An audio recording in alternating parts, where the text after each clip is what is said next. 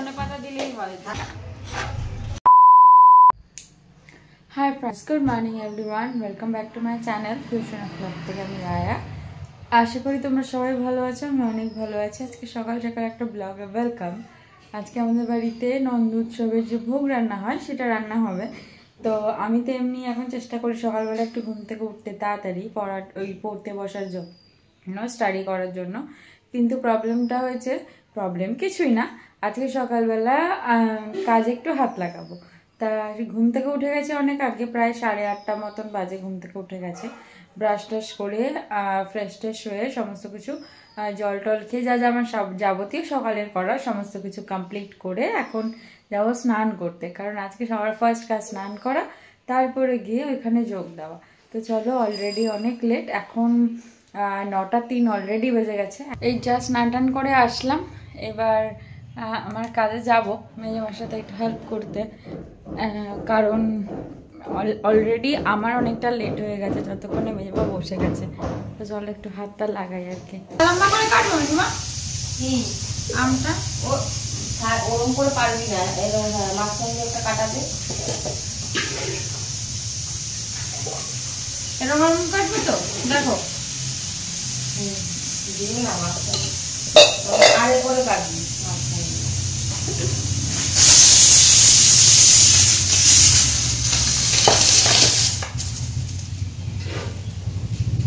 তরকারি চাটনি সবকিছুতে নারকেল দেওয়া হবে, সাথে খিচুড়িতেও, তাই জন্য নারকেলটা কুড়িয়ে নিচ্ছি। এই সব কিছুর জন্য নারকেল টারকেল কোরানো কমপ্লিট হয়ে গেছে। আর জানো তো, আমি বরাবরই না এই পুজোর কাজকর্ম করতে খুব ভালোবাসি, মন থেকে না কেমন একটা আলাদা স্যাটিসফ্যাকশন আছে যে পুজোর কাজ করব, সবকিছু করব না খেয়ে দিয়ে। কালকে আমার শরীর খারাপ ছিল, কিন্তু আজকে কিন্তু কোনো প্রবলেম হচ্ছে না। আমি কাটছিলাম দেখিয়েছিলে, এটাও মা এসে কেটে দিয়ে চলে গেছে। আর এই যে তরকারি হবে, তার জন্য এখানে তরকারি যা যা আর কি একটা পাঁচমিশালি তরকারি হবে, সেটার জন্য এখানে কাটা রয়েছে তরকারি।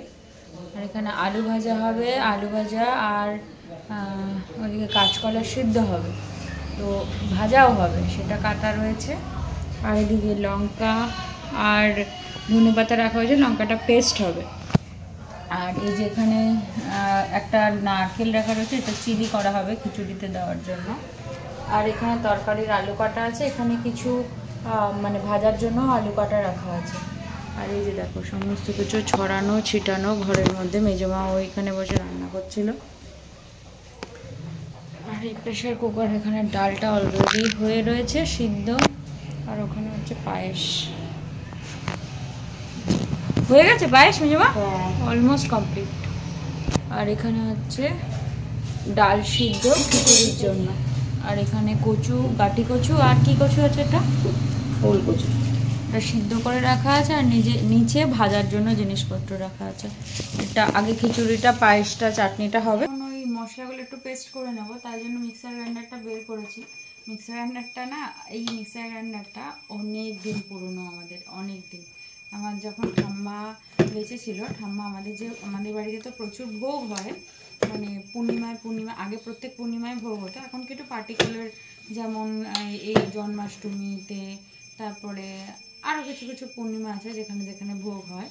তো সেই ভোগের বা টুকটাক যে অনুষ্ঠান হয়, তাতে যে টাকাগুলো আর কি দেওয়া হয়, সেগুলো জমিয়ে যে টাকা উঠেছিল, সেটা দিয়ে মিক্সার গ্রাইন্ডারটা কিনেছে। এটা আমাদের ঠাকুরের কাজেই লাগানো হয়, শুধু পুরো সেপারেটলি রাখা। আমি যেমন এখান থেকে অলরেডি আদা দিয়ে রেখে দিয়েছে, এটাকে শুধু গ্রাইন্ড করব, আর তারপরে লঙ্কাটাকে পেস্ট করবো। রেখেছিলি করতে সুবিধা হয়নি, ওটা দাও, ওই যে দাওটা,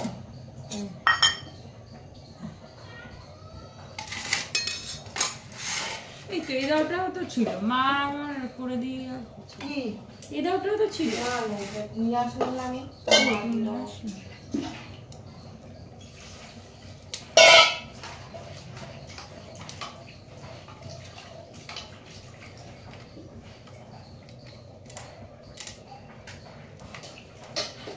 পরে মেজমায়ের দিকে তরকারিটা বসিয়ে দিয়েছিল। আমি যে নারকেলটা কুড়িয়ে রেখেছিলাম, ওই নারকেলটা তরকারিতে দেওয়ার ছিল, যে ঠাকুরের ভোগের তরকারিটা, সেটা একবারেই হয়ে যাবে। ওই তরকারিটাই পাঁচমিশালি তরকারি হবে। আর এদিকে ভেন্ডি ভাজাও বসে গেছে। আর এখানে যে 5 রকমের ভাজা হবে সেটা কাটা রয়েছে, তার মধ্যে ভেন্ডিটা আগেই হয়ে গেল। এখানে কাঁকরোল, পটল, আলু, কুমড়ো, বেগুন, উচ্ছে সমস্ত কিছু রয়েছে। ভাজাভুজির পাটটা আমি এদিকে নিয়ে নিয়েছি, আমি এদিকে আলুটা ভাজা শুরু করেছি। আর আমাদের না এবার একটা গ্যাসেই সমস্ত কিছু হচ্ছে, তাই জন্য একটু প্রবলেমও হয়ে যাচ্ছে। মেজমাকে বললাম তুমি এদিকে তরকারিটা করো, আর এদিকে তরকারিটা বসেও গেছে আর আমি আরেক সাইডে ভাজাভুজি করছি, তাহলে তাড়াতাড়ি হয়েও যাবে। আগে ঠিক করেছে ঠাকুরের জন্য যেটা দেওয়া হবে গোছানো হবে, সেই রকম 5 রকমের মতন ভাজা একবারে আগে গুছিয়ে নেব, তারপরে বাকিগুলো করবো। সেই মতো উচ্ছে আর ভেন্ডি ভাজা তো হয়েই গেছে, আর এখানে কাঁকরোল ভাজাটাও বসিয়ে দিয়েছি। কাঁকরোল ভাজাটা একবারেই হয়ে যাবে মনে হচ্ছে। দেখো মোটামুটি 4 রকম 5 রকম ভাজা কমপ্লিট, আলু ভাজা, ভেন্ডি ভাজা, উচ্ছে ভাজা আর এদিকে কুমড়ো ভাজা। এই যে মা ওইদিকে কাজ করছে, মেজো মা ওইদিকে কাজ করছে, সমস্ত ঠাকুরের জিনিসপত্র চলে গেছে। এবার বারোয়ারি জিনিসপত্রগুলো হচ্ছে, আর কিছু ভাজাভুজি রয়েছে। বাকি যে ভাজাভুজিগুলো রয়েছে দেখছো করছি, এগুলো কিন্তু বারোয়ারির জন্যই ভাজাভুজি। যেগুলো ঠাকুরের সেগুলো তো বললামই চলে গেছে, আর মেজমা চলেও গেছে উপরে গোছাতে, গুছিয়ে আবার নিচেও এসেছে। বারোয়ারি খিচুড়ির যে মাপটা সেটা মেজমাকেই ঠিক করে দিতে হবে।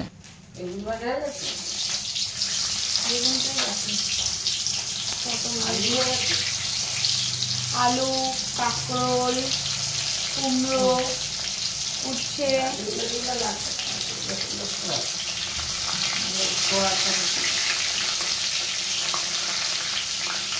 এর জন্য যা যা হওয়ার ছিল সেগুলো তো হয়ে চলে গেছে।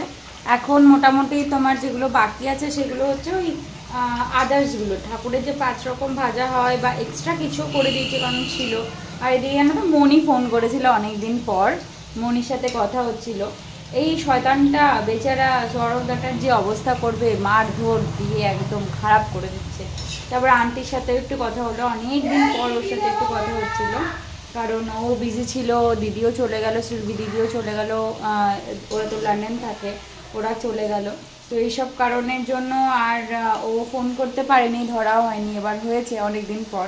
তো এই আদার্স আর কটাই জিনিস বাকি আছে, সেগুলো হলে মোটামুটি সব হবে। আর এদিকে খিচুড়ির জন্য ডাল বসে গেছে, ওখানে খিচুড়ির ডালটা হচ্ছে, এখানে এবার মানে বারোয়ারি যে খিচুড়ি বা সব কিছু সেটা হবে। এদিকে মেজমার সমস্ত কিছু গোছগাছ করা কমপ্লিট হয়ে গেছে, আর ঠাকুরকে ভোগ নিবেদন করাও কমপ্লিট হয়ে গেছে।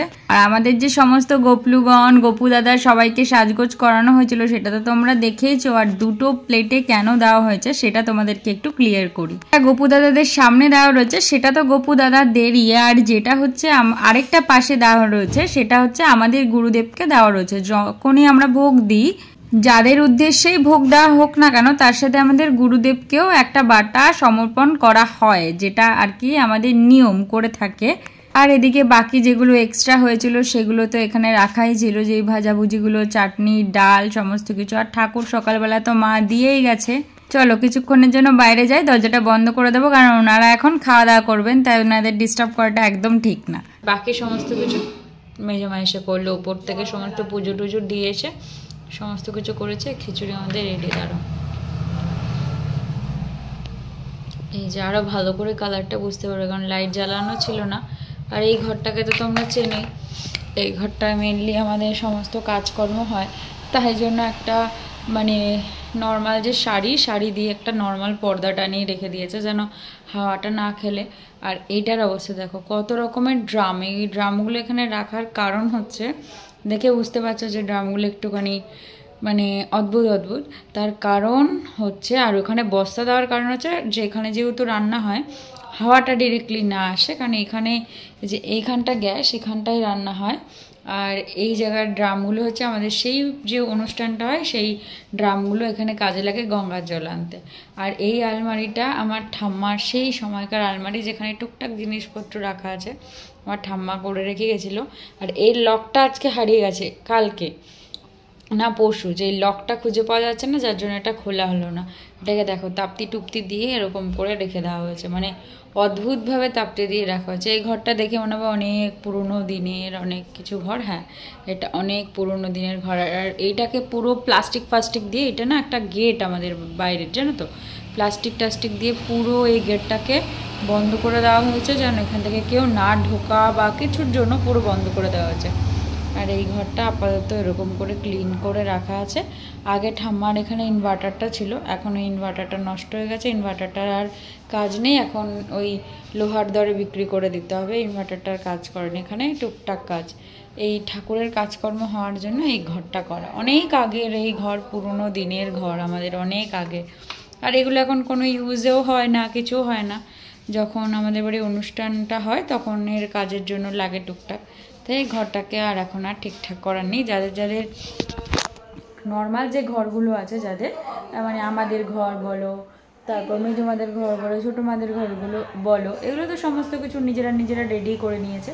এদিকের ঘরগুলো প্রথমের দিকে সিমেন্ট করা রয়েছে, দেখবে আমাদের যে করিডোরটা রয়েছে সেটা এখনও সিমেন্ট, সেটা এখন আমরা ঠিক করিনি। আগে তো সিমেন্টই করেছিল, তখনকার যুগে অনেক আগে উপরটা মোজাইক করা ছিল। তাছাড়া এখন এই দিকটা সিমেন্টই আছে। আর এই ঘরটাতে তো জানোই গাড়ি টাড়ি রাখা থাকে। আর এইখানে একটা আমাদের খাট দেখেছিলে না, ওই খাটটা হাটিয়ে দিয়েছে, হাটিয়ে দিয়ে ওই ওখানে লক করা, কারণ এটা আমাদের যখন অনুষ্ঠান হবে তখন আবার ওই খাটটা কাজে লাগবে। তাছাড়া ওই খাটটা বন্ধ করা। এখানে ভাইয়ের গাড়ি রাখা, এখানে যে আমার গাড়িটা ঢাকা রাখা। এই খাটটা এখনও রেখে দেওয়া যায়, সেগুলো কত বছর আগের খাট, মানে প্রায় আজ থেকে 40 বছর আগের খাট, 40-50 বছর আগের খাট ভাবো। এখনও সেই খাটগুলো নর্মালি ঠিকঠাকই আছে। আর যত ওভেন টোভেন বাসনপত্র আমাদের সমস্ত এইখানটা রাখা, রান্নার বাসনপত্র। আর এই গ্যাসটা হচ্ছে আমাদের নিরামিষ গ্যাস, লম্বা এখানে। আর আমিষের জন্য আরেকটা আছে গ্যাস আমাদের। আর এইটা হচ্ছে ছোটো মার গাড়ি। আর এখানে ওই সেজো পিসির কিছু জিনিসপত্র এখানে রাখা রয়েছে, ওটা মাম্মার। ওই কর্নারের একটা আলমারি আছে, ওটা মাম্মার। আর এইটাও মাম্মার আলমারি। এইটা এখানে মাম্মার এখনও জিনিসপত্র রয়েছে, সমস্ত কিছু, যার চাবি মাম্মার ঘরে। আর ওই যে একটা বাং টাইপসের আছে মানে উপরে, ওর মধ্যেও পুরো বাং জুড়ে বাসনপত্র আছে, জানো তো পুরো। এই ঘরটা আমাদের অনেক পুরনো, মানে একদম প্রথম বলতে পারো আমাদের বাড়ির। এই ঘরটা হচ্ছে আমাদের বাড়ির প্রথম ঘর। তো একদম পুরো হল ঘরের মতন, দেখো এত বড় ঘর এটা। তো ওই জন্য এই ঘরটাতে আমাদের যে অনুষ্ঠানের সময় এখানে তরকারি রাখা, অনেক কিছু হয়। আর এই ঘরটা এত বড় ঘর, এই ঘরটার জন্য ঠাম্মা না ভাঙতে চায়নি। আর উপরটা এরকম ছিল না, যেহেতু ছোটো মারা উপরটা ঠিক করেছিল, তাই জন্য ওপরটা একটু ভেঙে ভেঙে যাচ্ছিলো। তো ছোটো মাদের যখন ঘর ঠিক করা হয়েছে তখন ওপরটাকে, আমাদের এই ওপরটাকে ঠিক করে রাখা হয়েছে। আগে এখানটা একটু বিম দেওয়া টাইপসের ছিল, তারপর এখন পুরো ওপরটাকে এরকম করে, এখনও দেখো এই যে কলম দিয়ে এরকম করে ওপরটাকে ঠিক করা হয়েছে, নাহলে এই ওপরটাকে এতকম ছিল না। আর কালারও করা হয়েছে, যখন ছোটো মার ওই জায়গাটা ঠিক করা হয়েছিল ওপরটা, এই ঠিক ওপরেই ছোটো মার এরকম বড়ই একটা ঘর আছে। তো সেই জন্য ওই ঘরটা নিচটা প্রবলেম হচ্ছিলো দেখে এটা ঠিক করেছে। আর ছোটো মার তো ওই সাইডটা আগে একবার বাড়িয়েছিল, তো এই জন্যও ঠিক করা হয়েছিল। এটা আমাদের বাড়ির সব থেকে পুরোনো ঘর, সব থেকে। এটা তোমাদের সাথে কখনো শেয়ার করিনি, আজকে তাই শেয়ার করলাম।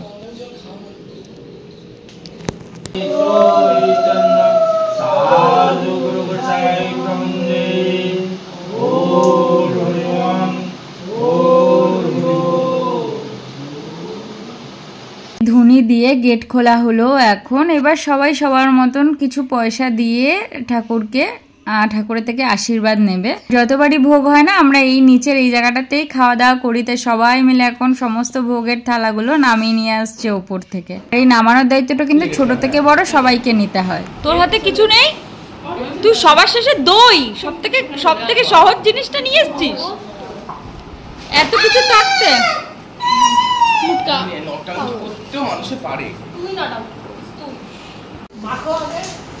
আরে কলা পাতা নিয়ে কে ঝামেলা করে ভাই?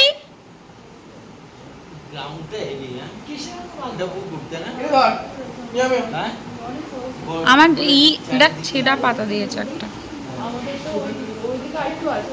এবার সব থেকে ইন্টারেস্টিং জিনিস, সমস্ত কিছু দিয়ে যে মাধুগুড়িটা মাখা হয় সেটা আমার এত ভালো লাগে খেতে। এই পার্টটা আগে আমার মাম্মা করতো সব সময়ের জন্য। আর মাম্মার হাতের যে স্বাদটা আমি কখনো ভুলবো না, কখনো না। যতবার পুজো হবে মনে পড়বে বারবার। আর এখন এই দায়িত্বটা পড়েছে পুরোই মেজমার ঘাড়ে। আর এই যে সবাই খেতে বসে পড়েছে, ভাই এই প্রসাদটা পেলে আর কিচ্ছু চাই না। রুডিও খুব খেতে ভালোবাসে। এরকম পূর্ণিমা বা কিছু যদি হয় আমাদের বাড়িতে অনুষ্ঠান, সবাই আমরা একসাথে খেতে বসি। দেখো মেজমা এখানে বাড়ছে, ভাই বোন কাকা বাবা সবাই একসাথে।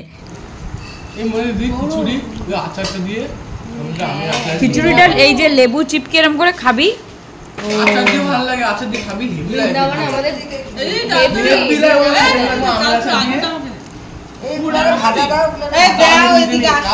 আমাদের খাওয়া দাওয়া করা কমপ্লিট হয়ে গেছে, মাদেরও খাওয়া দাওয়া করা কমপ্লিট হয়ে গেছে। এবার সবার বাড়িতে বাড়িতে প্রসাদ ডিস্ট্রিবিউট করার পালা। মাম্মার সময় থেকেই আমাদের বাড়িতে হয়েই আসে, যার অন্যথা এখনো পর্যন্ত হয়নি। সবাই একটু ওয়েট করেই থাকে বলতে পারো। আমাদের বাড়ি কার কেমন করে নন্দোৎসব পালন হয়েছে আমাকে প্লিজ জানিও। তো চলো আজকের মতন এখানেই শেষ করছি, আবার কালকে নতুন একটা ভিডিওতে তোমাদের সাথে দেখা হবে। ভিডিও ভালো লাগলে প্লিজ একটা লাইক করে দিও, কমেন্ট করে জানিও তোমাদের কেমন লাগলো, আর সাবস্ক্রাইব করে কিন্তু প্লিজ পাশে থেকো। সবাইকে এইটুখানি রিকোয়েস্ট করছি।